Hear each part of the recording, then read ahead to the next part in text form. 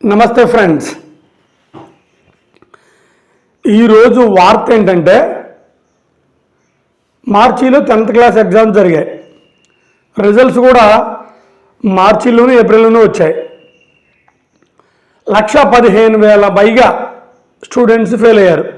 6 లక్షలకు పైగా ఎగ్జామ్స్ రాశారు. 1,15,000 మంది పైగా ఫెయిల్ అయ్యారు. రాయటం ఫెయిల్ అవ్వటం సహజం, ఇది కాదు వార్త. అయితే అందులో 66,000 మందికి పైగా స్టూడెంట్స్ మేము ఫెయిల్ కాము, లేదా మాకు మార్కులు ఇవి కాదు మా మార్కులు అని రీవాల్యుయేషన్ పెట్టుకున్నారు. కొంతమంది రీకౌంటింగ్ పెట్టుకున్నారు. 66,000 మందికి పైగా పెట్టుకున్నారు. సరే, పెట్టుకుంటారు, అందులో తప్పే లేదు. ఇందులో విచిత్రం ఏంటంటే 11,000 మంది పాస్ అయ్యారనమాట. 11,000 మంది పాస్ అయ్యారు పిల్లలు. ఇంకా 50,000 మంది రీకౌంటింగ్ రీవాల్యుయేషన్ పెట్టుకున్నారు కదా, మార్కులు తగ్గినాయి అని. వాళ్ళకు కూడా నాకు తెలిసి 50,000 మంది ఉంటారు కదా, ఇంకా వాళ్ళకు కూడా మార్కులు ఇంకా పెరుగుతాయి. అంటే 1,15,000 మంది ఫెయిల్ అయితే 66,000 మంది పెట్టుకుంటే 11,000 మంది పాస్ అయ్యారా? అంటే టీచర్ వాల్యుయేషన్ ఫస్ట్ చేసేటప్పుడు సరిగా చేయట్లేదు. ఇది నా వార్త. గవర్నమెంట్ టీచర్స్ కానీ ప్రైవేట్ టీచర్స్ కానీ వాల్యుయేషన్కి వెళ్ళిన వాళ్ళు మ్యాక్సిమం 99% గవర్నమెంట్ టీచర్సే వెళ్తారు. వీళ్ళు పేపర్ వాల్యుయేషన్ సక్రమంగా చేయట్లేదు అనేది ఈరోజు వార్త. దీని మీద నా విశ్లేషణ కొంచెం ఇస్తాను. అదేంటంటే, పిల్లగాడు తప్పు చేస్తే, వాడు ఏదైనా తప్పు చేసినా, వాడు ఏదైనా ఎదిరించి మాట్లాడినా, టీచర్గా నేను టీచర్గా మేము వాడిని ఏం చేస్తామంటే కొట్టడమో తిట్టడమో పనిష్మెంట్ ఇవ్వడమో చేస్తాం. మ్యాక్సిమం కొట్టం, ఇప్పుడు ఎందుకంటే భయం కాబట్టి వాడికి పనిష్మెంట్ ఇస్తాం. బయట నుంచో పెట్టడమో, వాళ్ళ పేరెంట్స్ని రమ్మంటామో, లేకపోతే ఇటు మాకు 2 రోజులు 4 రోజులు మా స్కూల్కి వద్దనో, ఇవో చిన్నపాటి పనిష్మెంట్లు ఇస్తాం. మరి 1,15,000 మందిని తప్పించిన ఈ టీచర్లు వాళ్ళ పనిష్మెంట్ లేదు, సరే లేదు వదిలేయండి, అది ఎవడైనా తప్పుతుడు వాడు దరిద్రం. 66,000 మంది రీవాల్యుయేషన్ రీకౌంటింగ్ పెట్టుకుంటే 11,000 మంది పాస్ అయ్యారు. మరి వీళ్ళు రిజల్ట్స్ వచ్చిన ఆ రోజు ఎంత మానసిక క్షోభ అనిపించుంటారు. వాళ్ళ పేరెంట్స్ కానీ ఈ స్టూడెంట్ కానీ ఎంత మానసిక క్షోభ అనిపించుంటారు.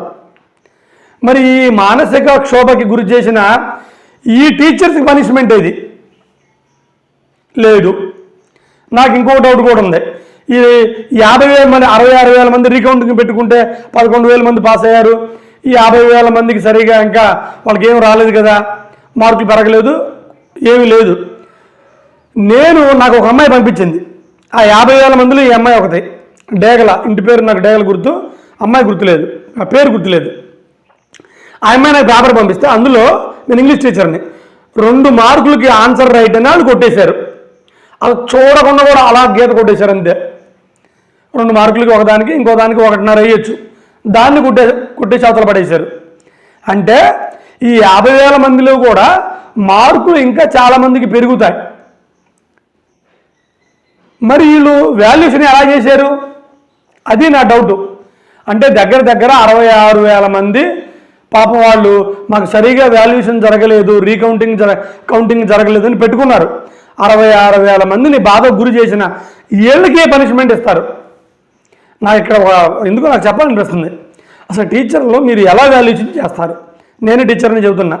నేను వాల్యూ చేసినప్పుడు ఒక 80 మార్కులు వచ్చాయనుకో, ఇంకొకళ్ళు చేస్తే 85 వస్తాయి, లేదా 75 వస్తాయి. ఒక 5 మార్కులు అడ్డో ఇటుగా వాల్యుయేషన్ జరిగిద్ది. ఇంత దారుణంగా జరుగుతాయి వాల్యుయేషన్లో. నాకు ఒకసారి అనిపిస్తుంది కూడా, గవర్నమెంట్ టీచర్లకి ఎక్కువ శాలరీలు ఇస్తారు కదా, పాపం వాళ్ళకి ఒకవేళ ఎక్కువ శాలరీ తీసుకోవడం వలన ఇలా చేయాలేమో అనుకుంటున్నారేమో నాకు అనిపించింది.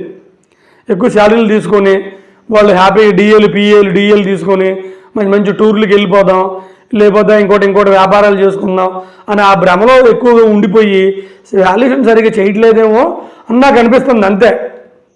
మా ప్రైవేట్ టీచర్స్ మేము వాల్యూ ఎలా చేస్తామని చెప్పనా, మా పేపర్లు ఇంకొక స్కూల్లో వాల్యూ చేస్తారు.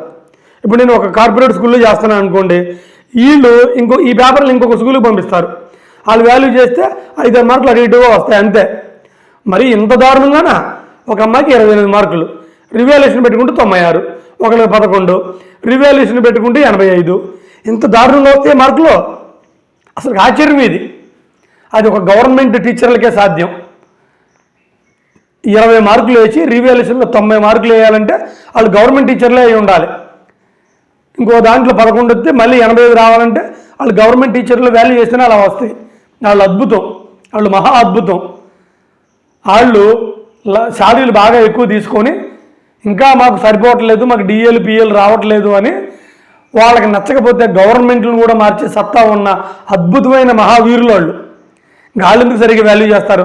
నేను బాగా వాల్యూ చేసే టీచర్ల గురించి అంటలేదు, బాగా వాల్యూ చేయని టీచర్ల గురించి అంటున్నాను. ఇంకా గవర్నమెంట్ కూడా ఇంకా అలాగే వాళ్ళకి భయపడిపోతుంది. వాళ్ళకి భయపడిపోయి వాళ్ళకి పనిష్మెంట్స్ లేవు. నన్ను ఒక పిల్లగాడు అడిగారు నన్ను, సార్ మేము ఏమైనా తప్పు చేస్తే మాకు పనిష్మెంట్ ఇస్తున్నారు, మరి వీళ్ళకి ఎవరు ఇస్తారు పనిష్మెంట్ అని. వాళ్ళకి ఎవరో అయినా పనిష్మెంట్లు లేదా ఇంకొకటి నీతులు న్యాయాలు ధర్మాలు చిన్నోడికి తప్ప పెద్దోళ్ళకు ఉండవని చెప్పాను అడిగాను. ఎందుకంటే నేనేం చేయగలను? అది గవర్నమెంట్లో వాళ్ళని పట్టించుకో, వాళ్ళ మీద ఒక మానిటైజేషన్ ఉండదు, వాళ్ళు సరిగా వాల్యూ చేయరు. నాకు ఎందుకంటే నేను దగ్గరుండి చూశాను, మా చుట్టాలు మానసిక క్షోభ వాడు తప్పినప్పుడు వాడు రివాల్యుయేషన్ పెట్టుకుంటే మంచి మార్కులు వచ్చినాయి అడిగి. అదనమాట నేను చెప్పేది. ఏదైనా గవర్నమెంట్ టీచర్లు మీరు కొంచెం మారండి. మిమ్మల్ని టచ్ చేయాలంటే గవర్నమెంట్స్ కూడా భయపడుతున్నాయి. మీరు అంతగా ఎదిగిపోయారనమాట. మీరు అంతగా ఎదిగిపోయి గవర్నమెంట్లు మార్చే స్థాయికి వచ్చేసారు మీరు. యూనిటీ సంఘాలు పెట్టుకొని ఆ యూనిటీలు సంఘాలు పిల్లల భవిష్యత్తులకు వాడండి. మీరు అనొద్దు సార్ వాళ్ళకి ఎలాగ మన పాఠాలు చెప్పలేము సార్ అని. నిజంగా వాళ్ళకి చెప్పలేము. ఎందుకంటే ఆ గవర్నమెంట్ స్కూల్కి వచ్చే పిల్లలు కూడా వాళ్ళకి ప్రీవియస్ నాలెడ్జ్ లేకపోవడం వలన వాళ్ళకి వినడానికి కొంచెం ఇంట్రెస్ట్ ఉండదు. అందుకని వాళ్ళకి చెప్పడం కష్టమే. పేపర్ వాల్యూ చేయడానికి ఏం సార్ మీకు? అంతమంది వాల్యూ చేసుకుంటారా? అంతమంది మళ్ళీ రికౌంటింగ్లు పాస్ అవుతారా? మిగిలిన 50,000 మంది కూడా మీరు సరిగ్గా పేపర్లు వాల్యూ చేయట్లేదు. దయచేసి మనం ఎక్కువ శాలరీలు తీసుకుంటున్నప్పుడు ఎక్కువ బాధ్యతగా ఉండాలని మాత్రం మర్చిపోకండి.